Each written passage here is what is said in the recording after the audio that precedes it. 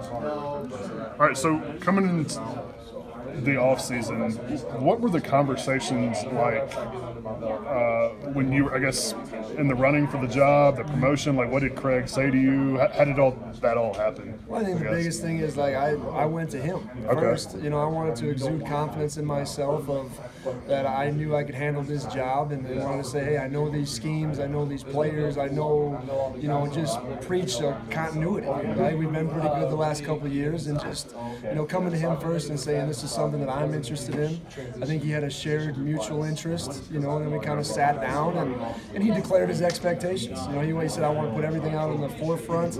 I want you to know what the expectations are for this position, and we kind of went back and forth and talked about a lot of different things and what my vision is for changes, where we can grow, and just kind of sat down and talked about a lot of different areas, and then kind of came to this conclusion. So did you go to him, I guess, after Scotty officially got the K-State job, or did you know beforehand? Well, I think you always have a little bit of insider information, you know, but you kind of let those things become official.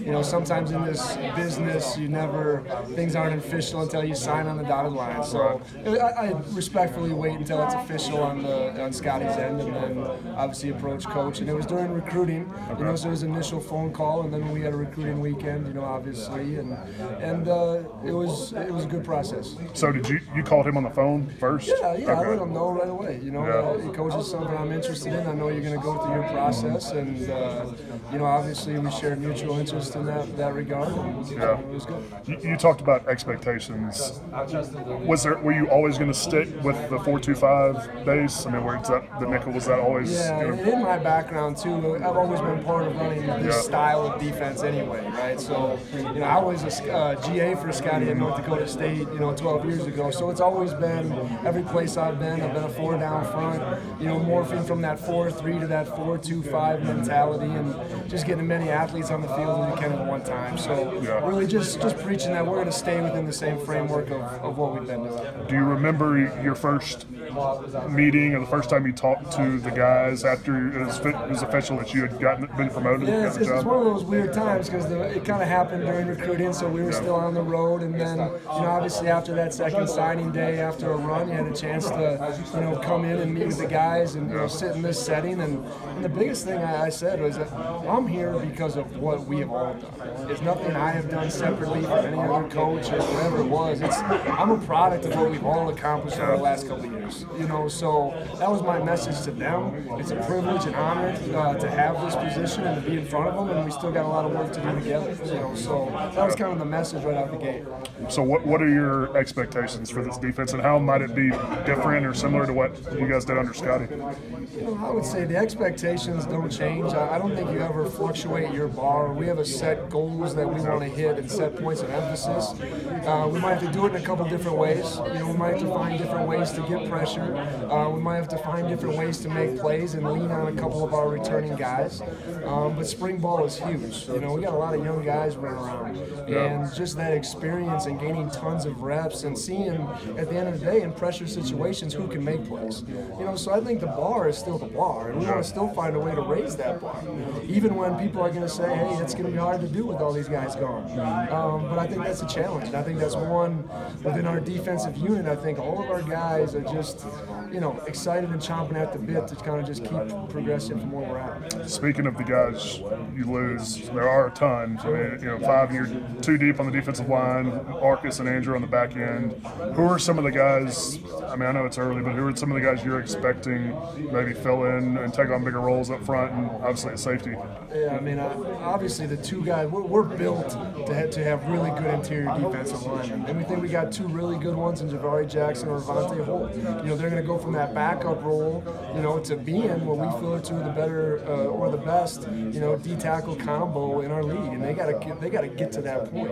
You know, it's hard during spring because Garrett Crawl and Josiah Hall are out, you know, so you're seeing a lot of young guys making young guy mistakes. mistakes. And then I think Elijah Halliburton's been waiting in the wings. And the way last year kind of went with some injuries, he got a chance to play a decent amount in every game, especially towards those last 4 games when we moved Marcus down to nickel. So, I expect him to take that over, and then free safety, I think that's an open position. I think we moved Rome Weber there. We got Braden Smith. We got Cam Murray. So, for those guys, it's who's going to be able to take on that role of making plays and kind of being that safety blanket back there.